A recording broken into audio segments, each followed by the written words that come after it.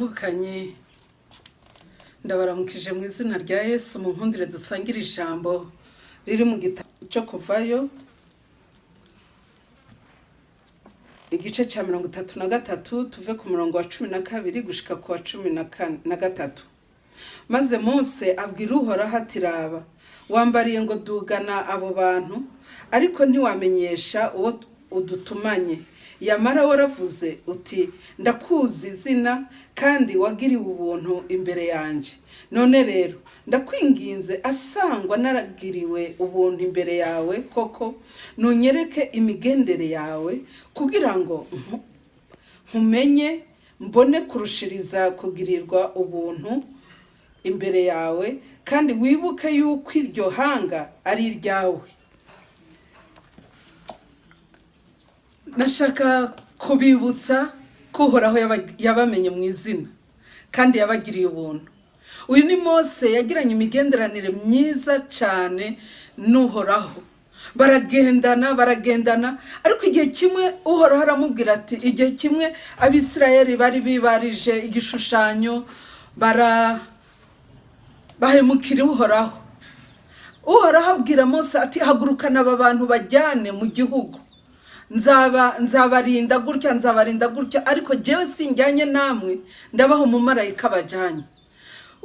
Mose biramubabaza, n'Abisirayeli birabababaza, ariko kubw'imigenderanire Mose yarafitanye n'Uhoraho, bariko baraganira, ikiganiro cyaryoshe. Mose aza kumubwira ati wambwiye ngo njyane aba bantu, ariko ko nta tuzajyana nande, erega utajyanye natwe ntituzava hano. Uhoraho arahindura. Niyumviriye yahinduye gute? Kubw'imigenderanire myiza yarafitanye na Mose, aramubwira ati tuzajyana namwe. Hepfo arasubira aramubwira ati rega tutajyanye ntaho twajya. Arasubira musaba ibindi, aramubwira ati nibyo nabyo uvuze ndabikora, kuko nakumenye mu izina kandi nakugiriye ubuntu. Muvukanye ndakubwira ngo Uhoraho yakumenye mu izina kandi yakugiriye ubuntu. Ariko kukumenya mu izina no kugirirwa ubuntu nibipfa kuzuko. Arakwifuza ngo mugirane imigenderanire irushiyo waruriho. Abibagiwe gusenga arashaka ngo usubire mugire imigenderanire, mugendane, muvugane, muganire aho uri hose, mu biro, mu muduga, mu nzu, mu kazi gatandukanye. Umugire umukunzi, umugire umugenzi, umugire akubwira amabanga. Ubandanije aramubwira Mose aramusaba ati mbarira, nyereka ubwiza bwawe. Uhoraho asa n'umutwe ati Mose ntushobora kubona mu bwiza bwanje ngubeho, ariko kuko wagiriwe ubuntu ndakwereka, ndaza gupfuka mu maso hawe nkwereke mu bitugu byanje.